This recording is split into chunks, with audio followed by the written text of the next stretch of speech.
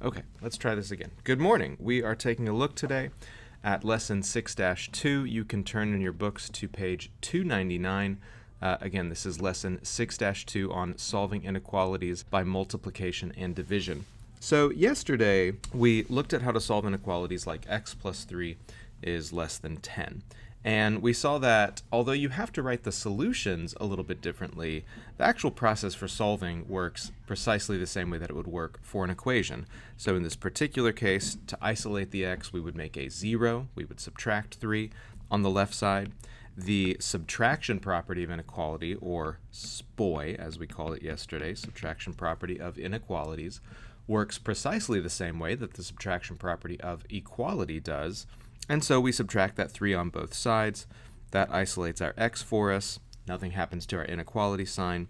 And 10 minus 3 is 7. And that's the answer. And again, there are a variety of ways to write that answer. We could sketch it on a number line. We could answer in interval notation. We could answer in set builder notation. But the answer itself, the solution, the inequality that we want, is done, and it looks exactly like it would look if we had an equal sign there rather than a less than sign.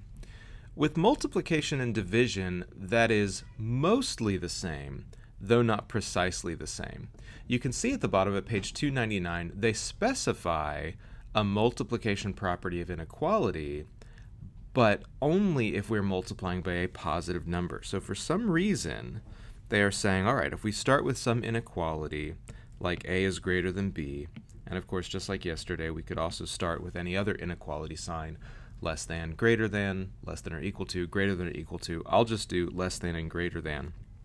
If we start with this true inequality, a is greater than b, and we multiply both sides of the inequality by some positive quantity, c. So again, for some reason, they're specifying c has to be greater than 0.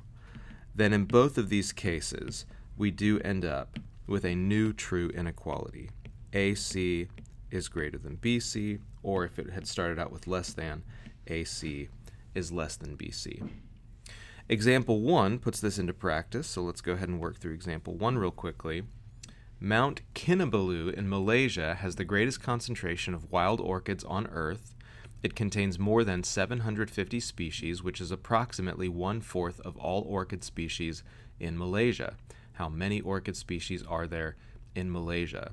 So 1/4 of the world's wild orchids is more than, 1/4 of the world's orchid species are in Malaysia, and Malaysia contains more than 750.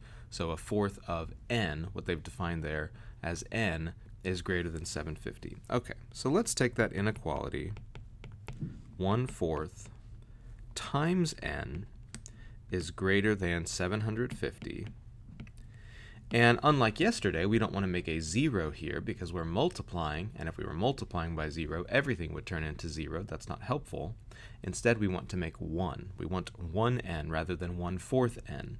So what can we multiply on both sides to get rid of a 1/4? The multiplicative inverse, the reciprocal, 4/1. So that's what I'm going to do. I'll multiply by 4/1 on the left. And at least part of our multiplication property of inequality, MPOI, tells us that we can also multiply by 4/1 on the right.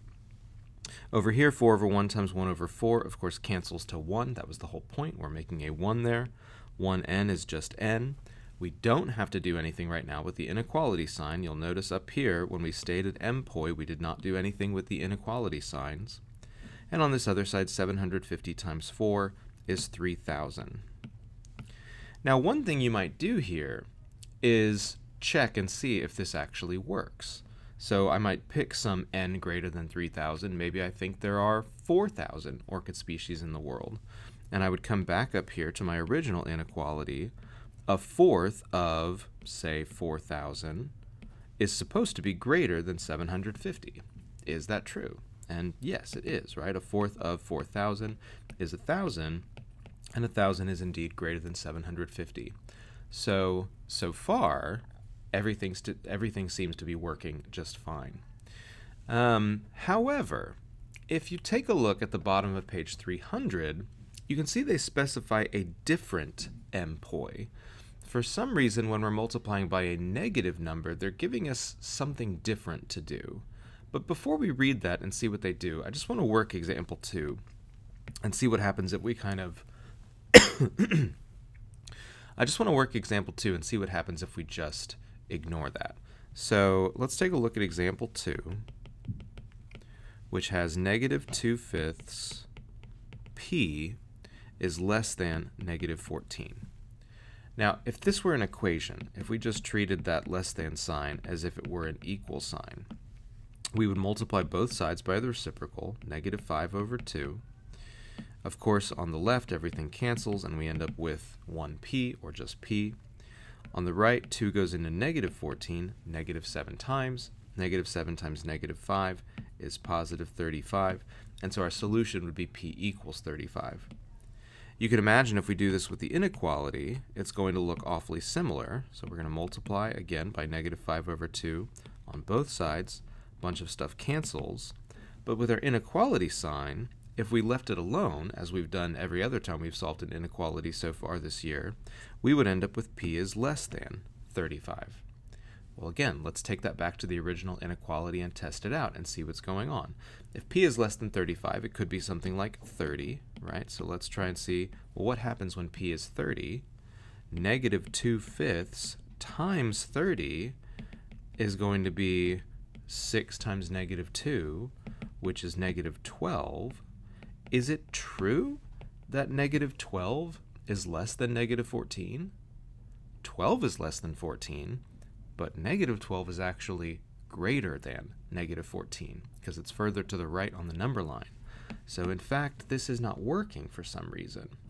Let's approach this same inequality a different way and see if we can figure out why it's not working. Let's use some of our properties from yesterday. So let's say we have negative 2/5p is less than negative 14, and I'm going to use my addition property of inequality, and so that's going to make a 0 instead on that left side. 0 is less than, and then I can just write negative 14 plus 2/5p.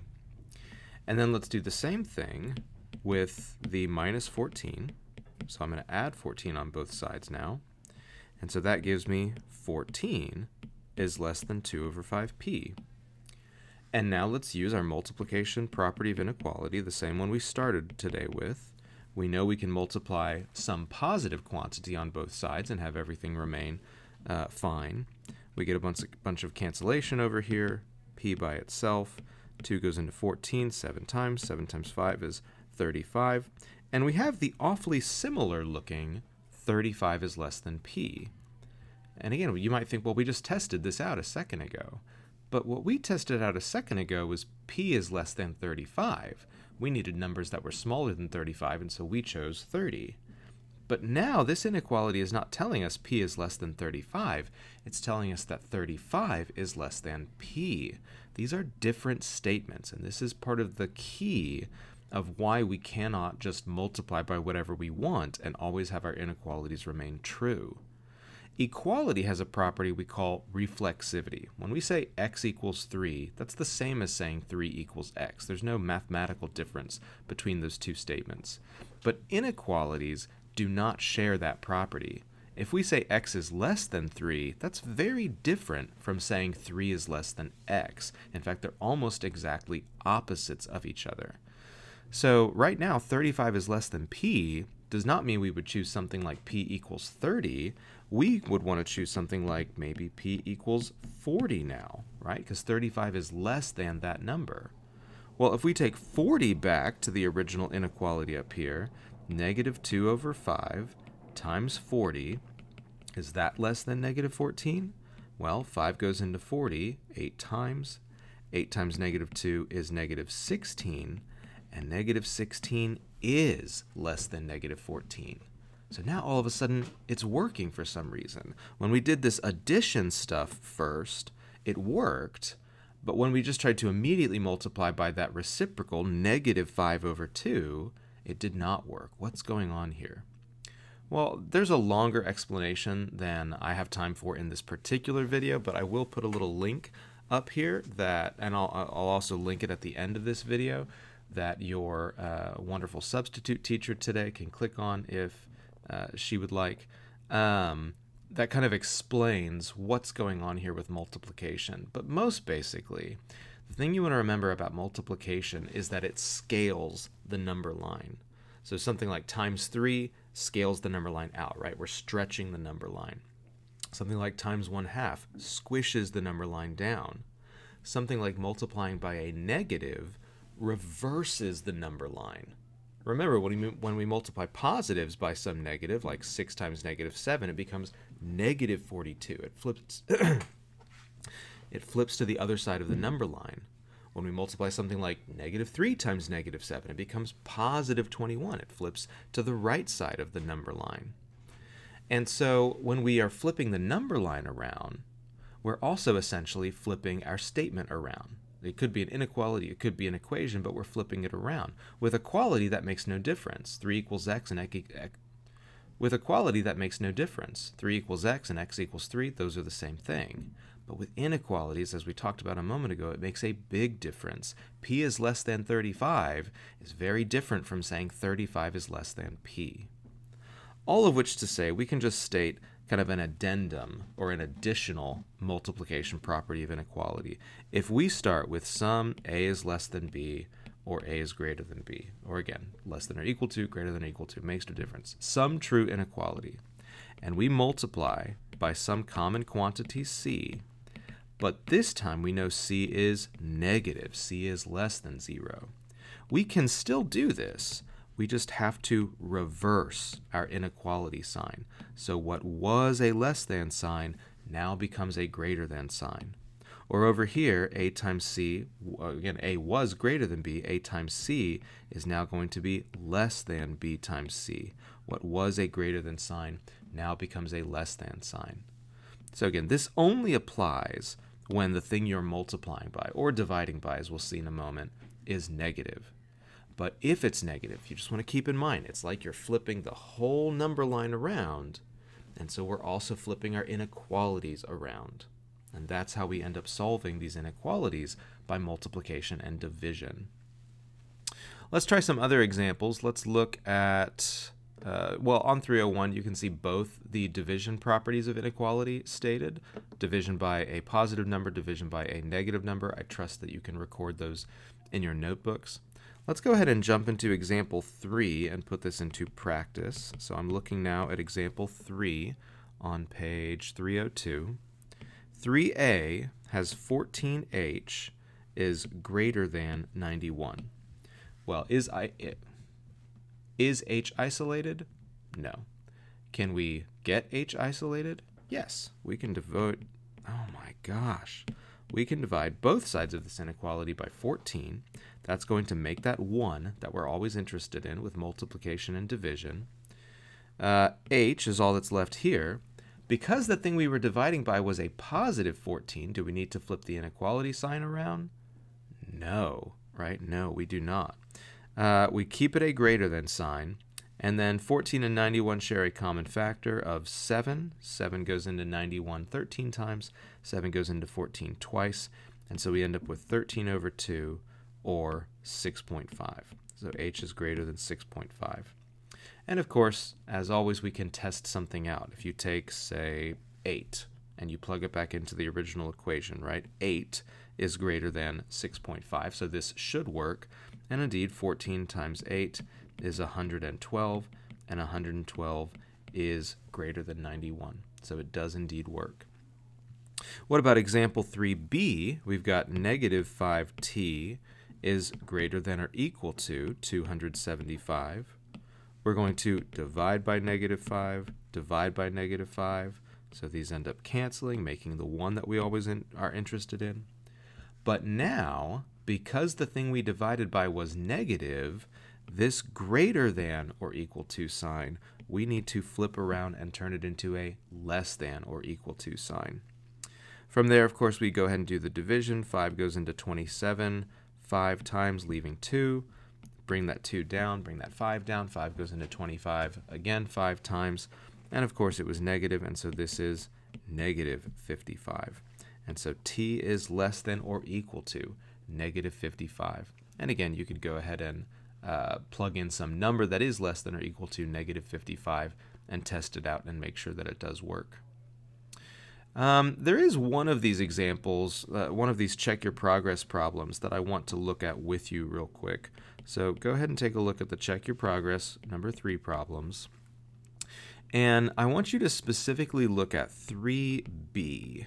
So this is negative 15 is greater than or equal to 3t. The reason I want to look at this, you might be able to tell, okay, so we want to divide both sides by 3 right now. And there's a very common mistake students make at this point. They see this negative, and so they're just kind of automatically thinking, oh, we're going to flip the inequality sign around. But is that true? No, it's not true, right? Because the thing we are dividing by was not negative. It's only when the quantity you are multiplying or dividing by is negative that you change the inequality sign. Just because the thing you are dividing, the thing on the other side, happens to be negative, has nothing to do with it. It's this thing here. If the thing we are dividing by or multiplying by is negative, that's when we flip the inequality sign around. That is not the case here, so we're just going to do our normal solving. 3 goes into negative 15, negative 5 times. There is no reason here to flip the inequality sign around. And then, of course, over here, our 3's cancel, leaving us with t. So we get negative 5 is greater than or equal to t. Do we want to look at anything else? I don't think so. You can take a look at example 4 on your own, but I think at this point, y'all can go ahead and get into the homework, or again, if your substitute teacher would like, you can check out this video, or I don't know where it is. It'll be somewhere on this screen right now. The Fundamental Nature of Multiplication Part 3, where I get a little bit further into just what's happening when we multiply by a negative number, why we're flipping the number line around, and you can imagine, therefore, why we flip these inequality signs around when we multiply or divide by a negative. Otherwise, I will see you all later.